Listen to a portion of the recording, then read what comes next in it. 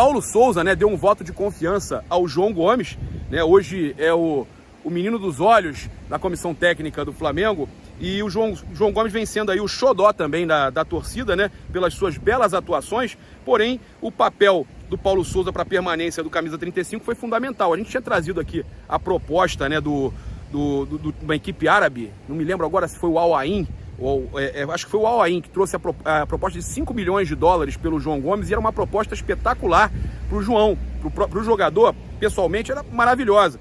Mas ele usou muito do diálogo, o Paulo Souza, né, e conseguiu convencer o jogador a ficar no clube, visto que o mesmo tinha uma excelente proposta para deixar o Flamengo, como a gente tinha trazido, né?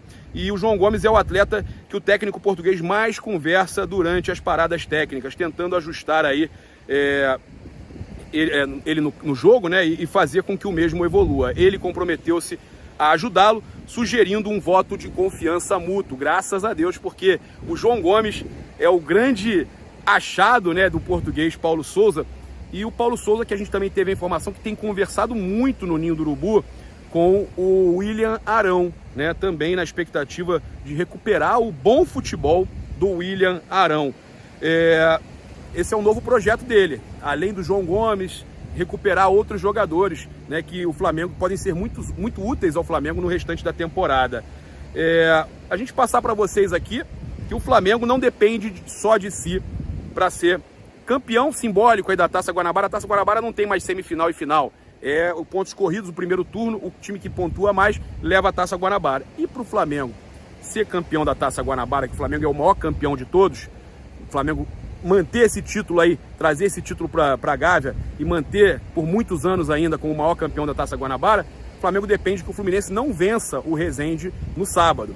E aí, o Fluminense não vencendo o Resende no sábado, o Flamengo tem que ganhar o Vasco e depois, aí na próxima rodada, ainda também, né, vencer e depender do outro resultado também, né? O Flamengo não depende de si para levar, né, o título do primeiro turno, mas já está classificado para a semifinal do Campeonato Carioca, tanto o Flamengo, quanto o Fluminense, quanto o Vasco. E aí, esse jogo entre Flamengo e Vasco vale artilharia lá para os jogadores do Vasco e para o Gabigol, e vale também a permanência com chance, isso caso se o Fluminense, por acaso, não ganhar nesse sábado o time do Resende. O André Valentim, né, procurador do TJD, com relação ao caso de racismo contra o Gabigol, ele entrou aí com um pedido, né, que não fosse entregue, né, uma medida cautelar que não fosse entregue, né, não fosse levada a taça para o estádio e não fosse entregue ao Fluminense, caso o Fluminense vencesse o Resende.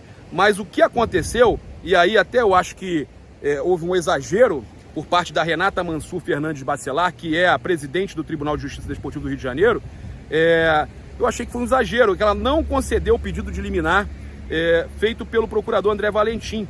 E com isso, há uma reviravolta, né? E com essa reviravolta, a taça vai para o jogo deste sábado entre Fluminense e Resende. Não que eu seja a favor de taça ser até porque não é uma final, não é nada demais. Taça ser resolvida em tribunal. O que eu acho é que era um recado contra o racismo, né?